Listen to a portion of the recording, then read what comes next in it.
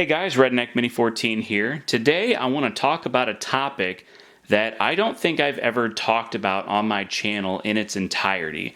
I've talked about maybe this gun or that gun and why this gun is the best in this category or why that gun's the best, but I don't think I've ever talked about a whole encompassing set of guns for this topic, and that is guns for the homestead. So what is a homestead? Well, that's basically, a farm or a ranch or even just a plot of land out in the country. We're not talking about the city, not even talking about the suburbs. We're talking about out in the country, the wide open spaces. And so let's say you're a family and you live on a plot of land. It could be, 5 acres, 10 acres, 20, 30 acres, 40 acres, 100 acres, any number of acres.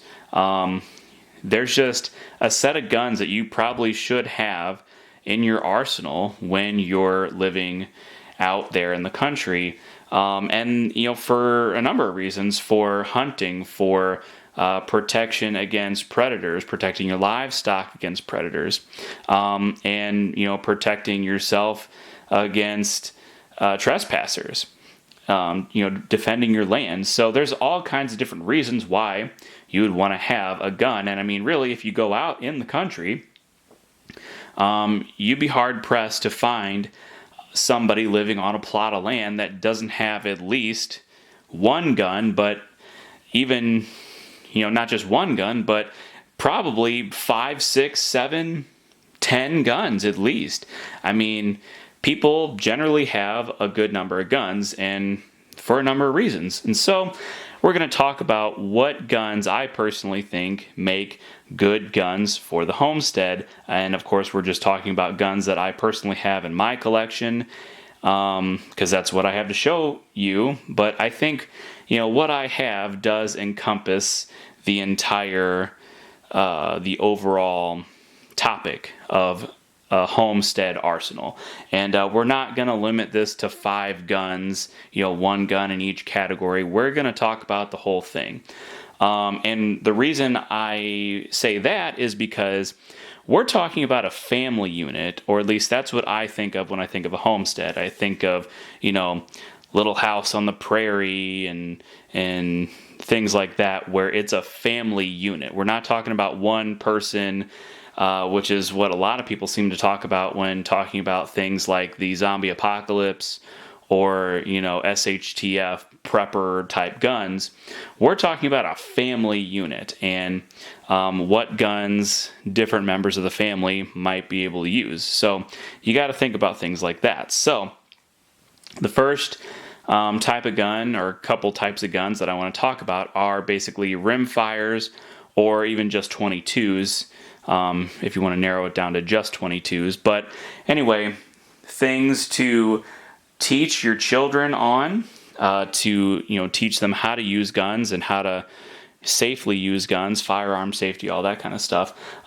Small game hunting like squirrels, rabbits, maybe trapping, or just protection, like if you have a chicken coop and you need to protect the chickens from predators. You see a raccoon or a fox or something, a 22 is a perfectly good choice for that. And even other rimfires like 22 Magnum, 17 HMR. I do have a 17 HMR I could show, but I don't have any 22 Magnums, which 22 Magnum is probably more common than 17 HMR anyway. But just some options for you, and I have many more than this, but this is a Ruger standard 22 pistol. Some people call them the Mark 1, but this is a semi-automatic 22 pistol, 9 rounds, great gun. I have a Mark 2, Mark 3, Mark 4, so there are several options for this type of gun, different generations of this type of gun out there, and other manufacturers make them as well. Browning, Smith & Wesson, just to name a few. So anyway, a good 22 pistol is a great option. No recoil at all. I mean, anybody can shoot this as long as they know safe practices for using guns. And this makes a good trapping gun, or just even a good sidearm to carry around your property, to protect yourself against snakes or something. Another option would be, this is a Ruger Wrangler. So this is just a single action 22 6-shot revolver. Nothing fancy, but just like the Ruger Mark I over there, it's a 22 caliber revolver, and it definitely gets the job done. Now, they do have the new Super Wrangler that does come with the extra 22 Magnum cylinder, so that would probably be a better choice, because you have more options, and you can use the 22 Magnum for that much more powerful round against, especially if you're talking about protecting chickens and livestock against things like foxes and raccoons and things like that. That'd probably be a better option. I just don't have one to show you. But of course, there are other revolvers that have the interchangeable cylinders, the Ruger Single Six, the Heritage Rough Rider. I think even at one point in time, Taurus made a double action version that had interchangeable cylinders as well. So there's definitely a few options out there. If you want to go with 22 Magnum, you can still have the option for a 22 long rifle. And like I said before, there's nothing against having multiple options. So if you have one 22 pistol and a 22 Magnum revolver or something like that, it's always good to have more options. Also, the last 22 I want to show is the Ruger 1022. I have this one set up for squirrel hunting. You could use it for rabbits and small game like that. It's definitely a good option. It got this nice little scope, just a rimfire scope on here. This is just a good gun for hunting squirrels, and a good gun for teaching your children the basics of firearms. And so a good 22 rifle is good for that, whether it's a semi-automatic like this, a bolt action, a lever action, a single shot. There's all kinds of options. And I'm the type of person that, I like to have one of each. And so just having, several 22 rifles for several different people to use, it's always a good choice. So I definitely advocate for a good 22 rifle and at least one good 22 handgun as well, whether it's a semi-automatic or a revolver, or if you just want to get one of each. All right, now let's talk about shotguns, and this is another really broad type of gun to have on the homestead, because there's so many different actions and there's so many different gauges to choose from. So I feel like most people are going to go with a 12 gauge pump action shotgun. This particular one is a 20 gauge actually, but this is a Maverick 88, Mossberg Maverick 88, so basically a Mossberg 500. With a 26-inch barrel, and this is a good option,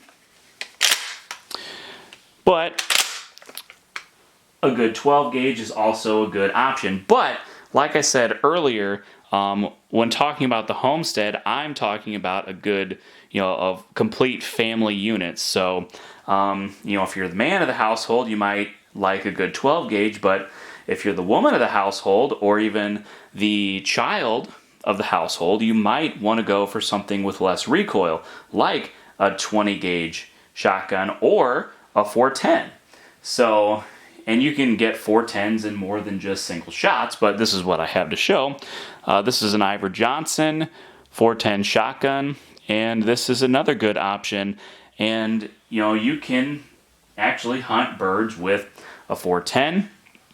You can hunt, all kinds of small game. You could use a 410 for home defense as well. And all of those things are what you would use a shotgun for. Shotgun is just a very versatile tool in your arsenal. So these two are more of a hunting configuration for hunting birds, for hunting squirrels, rabbits, things like that. There are other options for hunting turkey and ducks. And you can put a slug in most of them anyway. Put a slug in it, hunt deer, put some buckshot in it for home defense. There's just no limit to what you can do with a good shotgun. And of course we have the Joe Biden special up here. This is mainly for cowboy action, but you could use this for home defense if you really wanted to. Just not my personal choice, but it would be a good homestead choice because a good double barrel is a good choice for hunting birds because I think it's actually a federal law that you can only have 3 rounds anyway, so a lot of people actually do opt for a double barrel shotgun, whether it's a side-by-side like that or an over and under. Of course, this one has the shorter barrels for cowboy action or home defense, but you can get the longer barrels. You can probably get some that have multiple barrel options, so you could probably get, they might make some shotguns out there that have the shorter barrels for home defense and the longer barrels for bird hunting or clay pigeon, skeet shooting, stuff like that. So that's an option as well. And of course you can do that with a lot of your pump actions as well. You can get a Mossberg 500 that has, a long barrel, and you can get a home defense barrel for it as well, or they come as a combo. So there's just all kinds of options with shotguns. And this isn't even the only 3 gauges out there, but these are probably the 3 most common. I mean, you still got 28 gauge, you got 16 gauge, and you have 10 gauge, but probably a 12, a 20, and a 410. Those are probably your 3 most common gauges of shotgun that you'll come across. So anyway, having a good shotgun or multiple good shotguns for multiple different playing multiple different roles in the homestead is definitely a good thing to have. Alright, next let's talk about handguns. And there are, again, a wide range of options that you can choose from. I, of course, do not only choose one, so let's talk about some of my favorite options that I have. So first let's talk about the good old 9mm. 9mm is a caliber that I probably carry most often, whether it's at the farm or as an actual concealed carry option.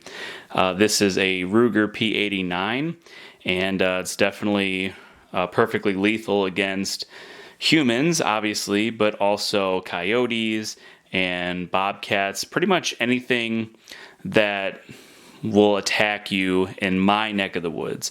And those are probably the 2 biggest ones that would attack you, and obviously like just rabid animals like raccoons and skunks, things like that. Things that need to be put out of their misery.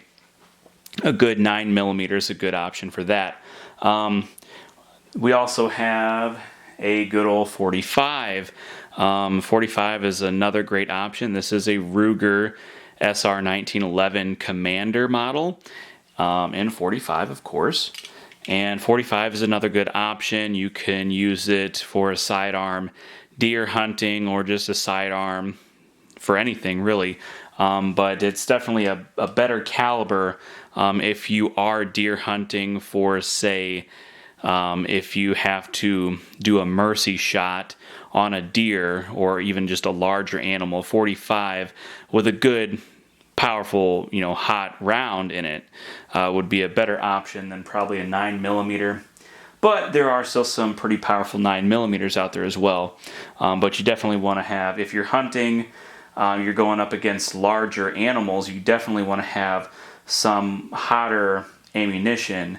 You don't just want to have like Winchester white box or your basic range ammo. You want to have something that's, good hot ammunition, probably with a hollow point or some other type of ballistic point for a 45. Now we have the good old 40 Smith & Wesson. Now this is a controversial one, but this is a Glock 22, and as far as capacity to power ratio, I think this is one of the best options out there.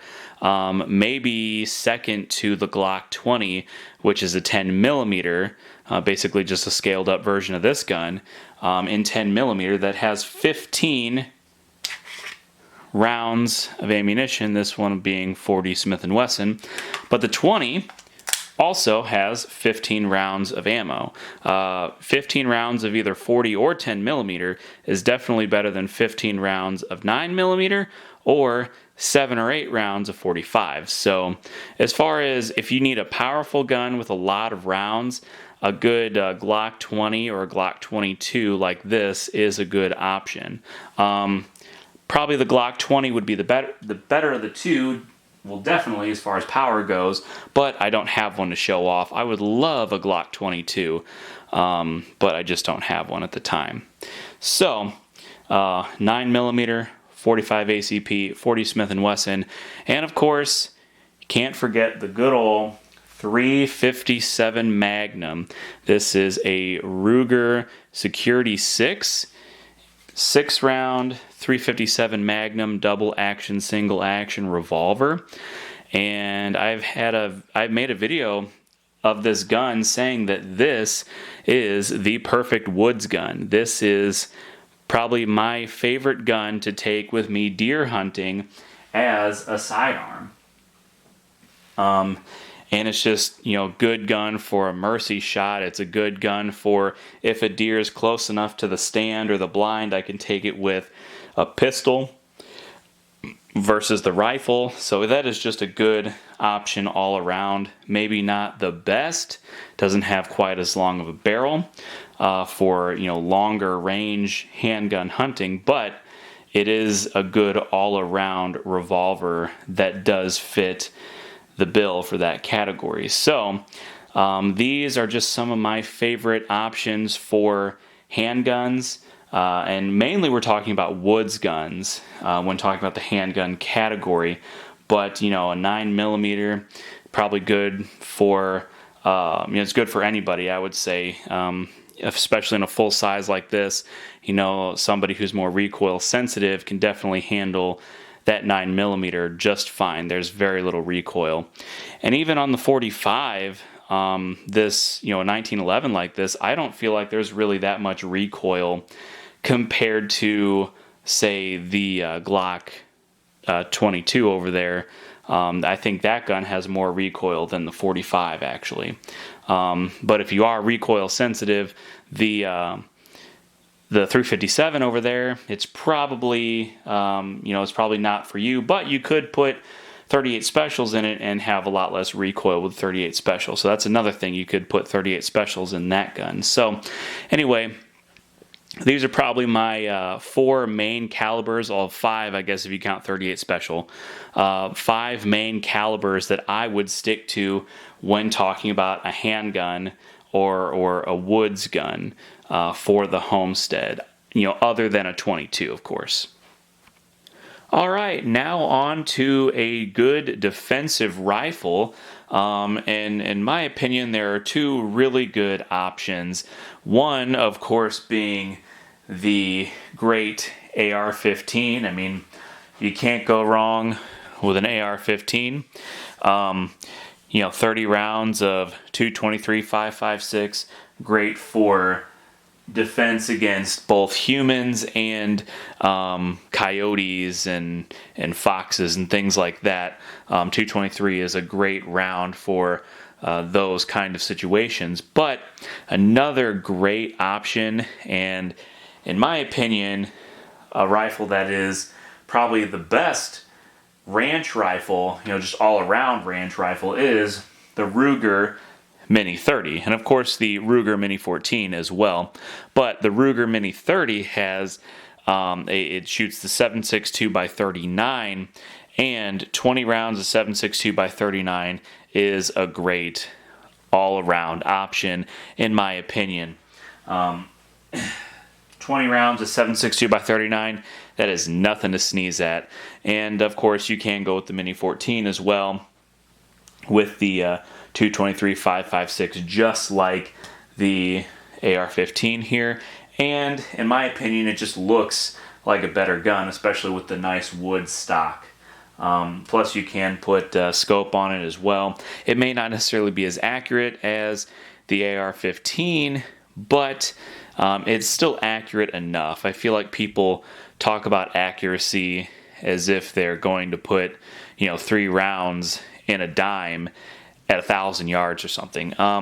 When you're talking about defense, I mean, you got to talk about practical accuracy. How many rounds can you put on target when you're under stress, possibly under fire as well? So, in my opinion, the AR-15 and the Mini 14, Mini 30, those are two of the best options out there. And of course, you got the 8Ks and the SKSs, but I just kind of prefer these two platforms over those platforms. But those are still also very good guns.